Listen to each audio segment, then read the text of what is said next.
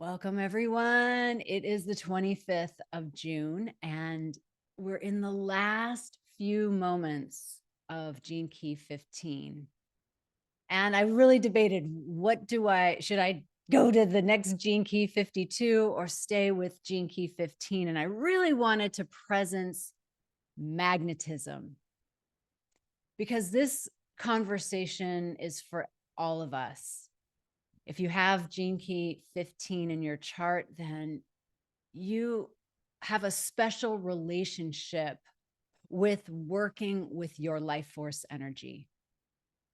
We all do, really, because this is a good time to remember the teachings of the Gene Keys and the teachings of the shadow frequency in the Gene Keys. All of us deal with shadow. That's what it means to be here on planet Earth. And there's a really good statement that Richard Rudd said, and I thought, yeah, I'm going to read this today. It is to be human is to be on the battlefield of opposing forces,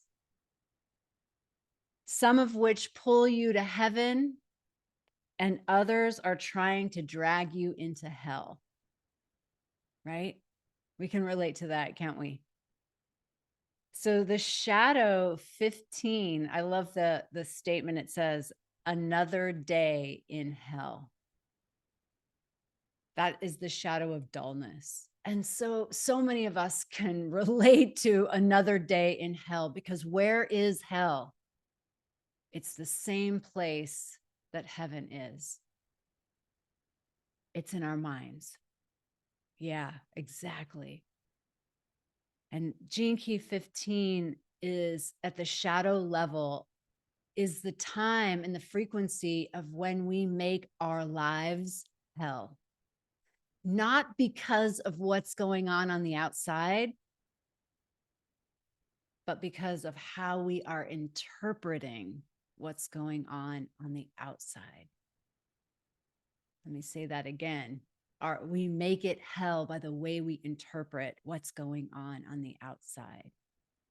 Have you noticed that sometimes the most intense situations can have a thread of beauty in them? When I think about my dog dying, and I'm coming up to the 11th anniversary of the passing of my dog. And July 6th, I will never forget, because she lives inside of me as that reminder of when she crossed over. And for me at the time, losing my dog was like my worst nightmare. And I begged her to stay. And so for a year and a half, she stayed. And I knew I was living on borrowed time, but I knew I wasn't ready when she first got very, very sick and lost so much weight that the bones in her head were sticking out. And I begged her and I begged God and anyone I could beg, let her live. I'm not ready. And as grace would have it, sometimes we don't get that grace, but as grace would have it, she lived. And I made this deal with her. I'm like, look, I will get ready, but when you go, you got to go in the summer, because my brain chemistry is better in the summer, because there's more sunlight. And that is Gene Key 15, the dullness of the cloudy days. And don't I know it, living here in San Diego? The dullness of the cloudy days, that depression, that weight that we suffer. But I'm telling the story about my dog because on that day of her passing, I didn't know that that day would be the day. There were fires raging in Boulder, Colorado. So yeah, she picked summer. And those fires were actually really close to where I was staying. But I didn't care because my focus was on her. And at that time, she was suffering from a 105-degree fever. And the toxicity from her liver not being able to process it was going into her brain. So I had her on ice every 30 minutes and the vet on the phone all the time. So she was on ice and then being moved off. I mean, Karen was there through a lot of that and remembers. So in some ways, that was another day in hell, right? The worst nightmare happening. And what I often say about it, and when I made my film Dog Llama about it, I say, like, it cracked me open to the deepest and biggest love that exists in my heart. And I say this in the film, that she carried my heart until I was ready to take it back. It's like it was safe. You know, think about that with your animal companion. Like your love is safe over there. Many of us didn't have a safe love growing up. It got distorted and twisted. And that's part of being human, as Gene Key 15 says. It's part of that shadow that just being human, just incarnating, we get to deal with. It's unique to us. You know, Richard Rudd talked about how dogs can sit, you know, not that they love it because they want to be with packs, but say that there's an unconscious owner and they're sitting outside and they're waiting for their owner and it's all day long. They don't make up a story about it. And that ability to make up a story in that part of the brain that we received as humans to self-reflect is also the part of us that makes up stories. And so Gene Key 15 says, what kind of story are you making up? Is it another day in hell? Or are you allowing the flowering of your essence to come through? And that's the city. I love this word, fluorescence. I once wanted to start a company because I have the gate of ideas. So like, like an idea factory called Efflores, because I was so in love with that word. So what kind of company can I start that I have that word? Efflores, to flower open, to burst forth into flower. That's the city, believe it or not, of dullness. And what is that pathway? Magnetism. That's the gift frequency. And that magnetism brings us to the Shumann Resonance. It brings us to the heartbeat of Gaia. The heartbeat of Gaia is magnetic.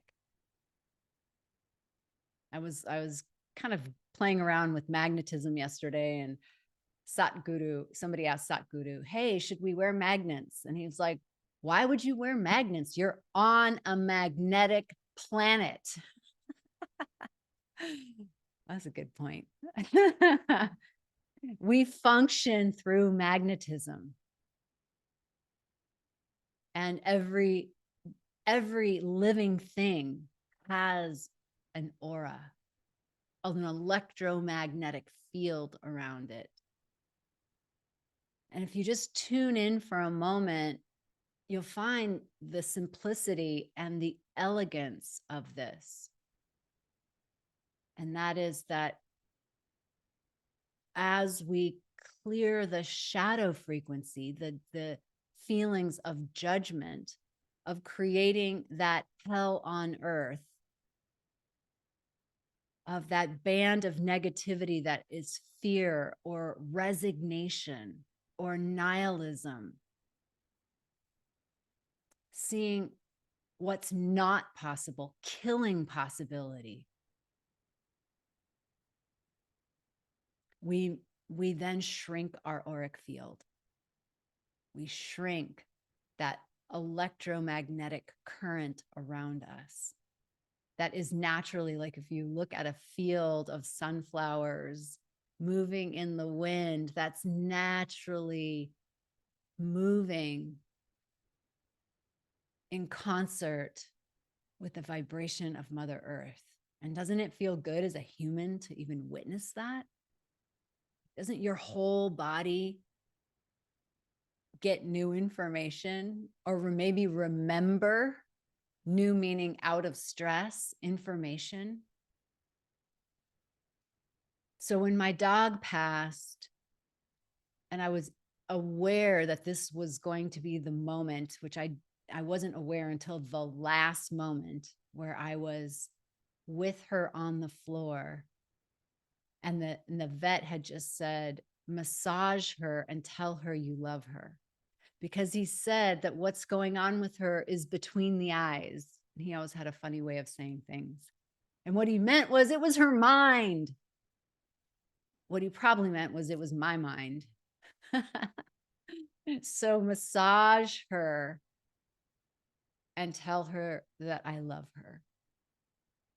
And that was his veterinary advice when I said she's super agitated. She only wants to be underneath a tree, but the sprinklers are going to go on in the complex where I was, and she's going to get wet, and she's not moving very fast. So I think about the Shumann Resonance, being underneath that tree to receive instructions, to calibrate her being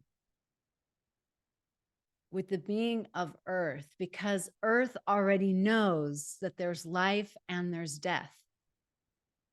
It doesn't have a problem with it. It's part of the chain.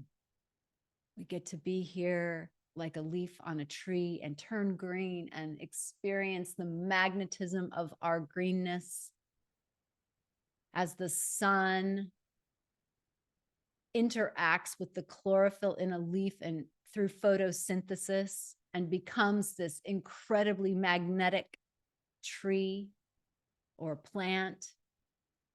And then it goes through the cycle of drying up and falling off and returning to the earth. So when I understood that that's what was happening, as I was massaging her, it was like, oh, that's what we're doing now. And so I put my third eye on her third eye and I chanted a mantra, because how we go out, we carry that vibration with us. So in all these traditions, the Sikh tradition, Hindu traditions, probably even Jewish mystic traditions, Christian traditions, all mystical traditions, we're training ourselves, we're training our minds for that moment when we realize, oh my goddess, this is it. We're going out. We're just dropping the body. As Andrew Holochek says, you know, you've been hijacked by your ego.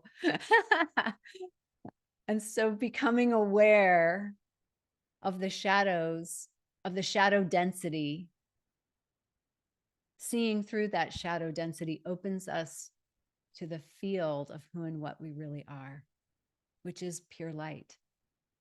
So in that moment, putting my third eye on her third eye and chanting, it was the most blissful moment of my life. So what was an event that could have been another day in hell or the worst day in hell turns out to have this incredible strand of beauty running through it. And I could only get there by being fully present in the moment, surrendering the ego attachment to this life form, to the way that it was, my dog in form. And As Mary Oliver said, and when I made this film, I tracked that Mary Oliver poem because it's not an either or proposition. She says that to be mortal, we must be able to do three things. To be human, we must be able to do three things: to love what is mortal, to hold it against our bones as if our life depends on it. That's deep love, right? That's giving yourself fully to the love, not holding back because it's going to be taken away, but fully giving yourself to the love. And then the third thing is when the time comes to let go, to let go. And that cultivated attachment, that cultivated unattachment, we say it that way. We cultivate that through the dailiness of working with our minds, working with our shadows, so that one day we cultivate this unattachment, that we can fully let go and be present to life. We see that strand of beauty. And that worst day is actually a day you wouldn't trade for anything.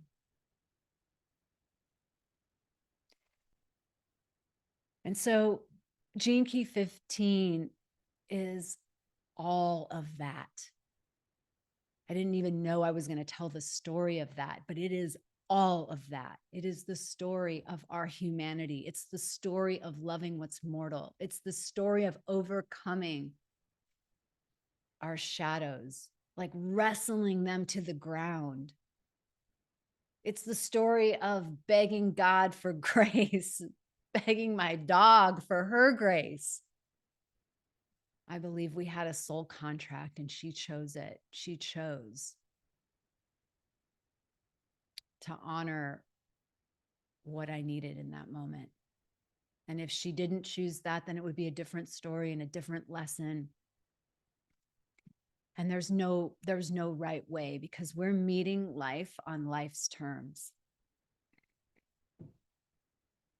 And that's one of the deepest spiritual teachings, is how do we let go of the expectations and meet life on life's terms. And I think that's part of getting into your own personal magnetism. And I want to talk about that for a moment, because there's so much that's changing in our world right now.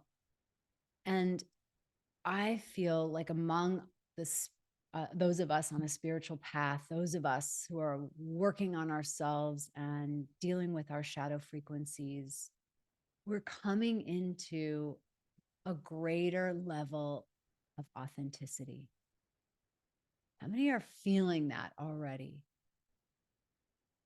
Just that the way that you're knowing yourself even more, and that you're honoring your truths even more. And I'm seeing that in all of you. I'm seeing that in my interactions with you. I'm seeing that in the things that you post and the way that you make your choices. We have so many choices, and Gene Key 15 is about, what are we choosing? If we realize that on some level, life is just doing life, it doesn't have inherent meaning. And this is a hard one for people. But this is a mature spiritual perspective, that life doesn't have inherent meaning. We are the ones who assign meaning. And that restores us to our power. And we talked about this last week, that all of life is about our organization and understanding and claiming of our power. And Gene Key 15 says, your greatest power is your magnetism. And your magnetism is a result of your ability to allow life force energy to move through you unobstructed. It's a high bar, and we don't need to judge ourselves by that bar. We need to simply notice, like, that's where we're going. Like, aim your arrow at that target. To be fully self-expressed, to the place where there's even humor with your shadow. There's humor with the things that you get caught up in, or the mind. I catch myself all the time doing this either or thing. My mind loves that shit. It'll be like, well, it's either that or that. And I'll just laugh, like, or it's some third way I haven't even thought of right now. Could that be true or truer? Absolutely. Most likely. So I'm learning how to play with my shadow so that I don't add shadow to shadow. One of the things that keep us playing small, and my teacher, I was looking through these old notes of one of my teachers in Boulder about playing. Basically, he didn't call this playing small, but he was talking about upper boundary limits. You know how we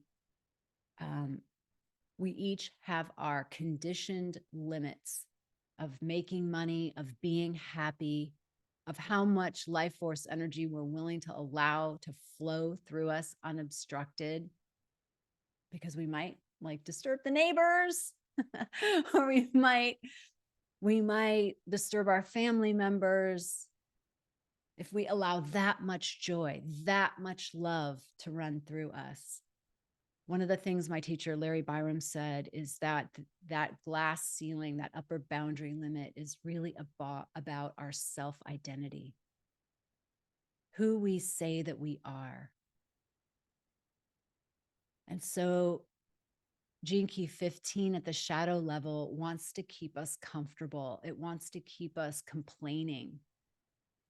It wants to keep us in our perfect lives, you know, in our privileged first world lives, complaining about stuff that doesn't really matter, because we get an identity out of complaining. We get an identity out of being miserable. And those are the blockages that we encounter when we want to be just the conduit of life force energy flowing through us. And so we have choices as we're becoming more authentic, more of who we are, and we're choosing truths. We're choosing to follow the truths that align with us. We're choosing to feel into our bodies for information on whether something is for us, rather than getting caught up in the conditioning of comparison or the conditioning of putting someone else on a pedestal, which is called idealization. And really, in our space of being coaches and healers, much of what is sold in our space is sold through the lens of idealization. Look at how you can be like me. And we really want to blow that shit up, because what happens inside of our communities, and that's what I get to do as a person creating programs and products, is blow that shit up. Because what we really want to do now is support people in the evolution of who and what they really are, knowing and claiming their power, not comparing themselves to someone else, because that is a kind of magnetic quality that has codependence baked right into it. So we get invited through this gene key that the pathway through all this insidious, bright, shiny objects, all of these ways that it's done in the world of success or marketing or business, what we're up against, and we can thank Pluto and all the squares that Pluto has created through, like that the geometry has created through April, May, June, and then we're going into July. And by the way, Rosanna is doing her July forecast for astrology and energy on July 1st at 8 a.m. Pacific. You will definitely want to tune into that because we have a huge cycle change happening in July. And I'm not going to spoil it by telling you, but she will be talking about this. And this cycle change has everything to do with what I'm talking about. It has everything to do with self-leadership and stepping into your authenticity and really cultivating a magnetic quality that is not based on the old paradigm of codependence, of idealization, of look at me, how great I am. You get to be like me if you just buy my program. That stuff, we can let it go. And we can build a world around really supporting each other in community to be the highest expression, and really for now, what that means until 2027 is the gift frequency. There's still shadow in the gift. There's still fear in the gift, but it's a higher octave. And we're going to practice this in our activation session. We're going to practice. We've been doing a lot of meditations and a lot of intentional work, intentional energetic work inside of our sisterhood activation sessions. And it's perfect for Gene Key 15 and the Shumann Resonance. And remember that what Gurdjieff said was there is a reciprocity. He called it reciprocal feeding. There's a reciprocity between those of us embodied in World 48, like the biosphere, this world we can touch and see, which has no consciousness to it. It's just all autopilot, even if it's dressed up autopilot, even if it's like Pavarotti style, like beauty, it's still World 48. It's still the world of the ego. And if we want to bring in more of the mystic, if we want to touch in on the ineffable, then there is a reciprocity that takes place. And we're going to do that reciprocity, that reciprocal meditation practice in our sisterhood activation. So yes, I'm seeing your question. 9 a.m. Pacific time on Saturday. So calculate your time. It's the same time as this start. Oh, no, not 9 a.m. Sorry, 8 a.m. Pacific time. So 1 hour earlier than this starts. We will have our July energy and astrology forecast with Rosanna. And I love your question, Lola. Will the influencers fall? That's really interesting.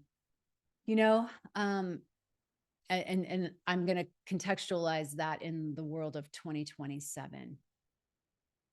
I think the universe is honorable. And what I'm seeing in this moment is that there are many influencers who are recalibrating their entire business. And I would say, I know that firsthand inside my sphere. So there are those who are not, and there are those who are using the methodologies or technologies of whatever it is du jour. And they're operating at probably more of an outer success worldview, believe it or not, which is very consumed with materiality, what I have as an expression of who I am. As we, and I'm going to say we as a conscious community, as we up level our worldview, as we get related to each other, and how to stand in our truth and be with each other. And I'm going to do a lot of teaching on that in the coming months and probably years, because I feel like this is what's right for the time. We've gone through a major healing event from 2020 to 2023, where we've claimed a lot of our disowned parts. And some people are still late to the game, and they're going to be doing that as they wake up. But if you're listening to this, you're probably an early adopter of your spiritual growth. And so you are increasing in your worldview as you do this kind of work, as you really confront your shadow, as you actually take the layers off. And instead of running on autopilot, being so busy, you pull back these layers and you see some of the wounds, fears, judgments, superiority, all of it.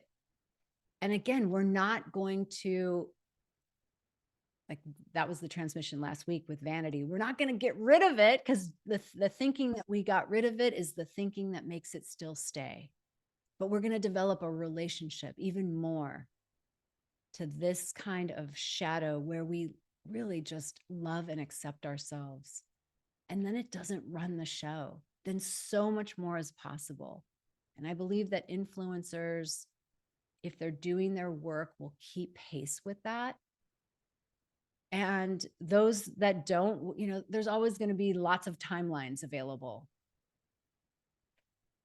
But you'll be attracted to the ones with a message that supports you in owning your own power, your own voice, your truth, and supports you in creating community, in getting along with others. And there's a very specific technology that I love to practice in how to do that, that I want to share. I think it's time. I mean, my teacher shared it, like, I would say 11 years ago, and it was so before its time. And so for those of us who heard it, and then think about yourself, for the things that you've heard in your life, like maybe a decade ago, you've lived it, you've worked it, and now it's time to bring those teachings forward for the benefit of humanity, for the benefit of our getting along. And that's what we're going to do inside of our sisterhood activation. Not quite that practice, but we're going to do a Shumann Resonance practice that will give back to the imaginal world as we receive from the imaginal world. So let's end here with that teaching, and let's gather all the positive energy that we have generated, and let's beam it out. Beam it out through our hands. Really feeling the love of humanity. Really feeling the love of our incredibly challenging journey, of that battle between light and dark that happens inside of us. Just feel the grace and the gratitude for being able to know yourself, for all the gains that you've made in your conscious awareness. And let's beam that out to the world. Those who are merged and asleep with their conditioning, we send you light. We send you love. We send you the codes of remembrance. And then let's put our hands together and take a little bow. May all beings benefit from the merits of our efforts. Namaste.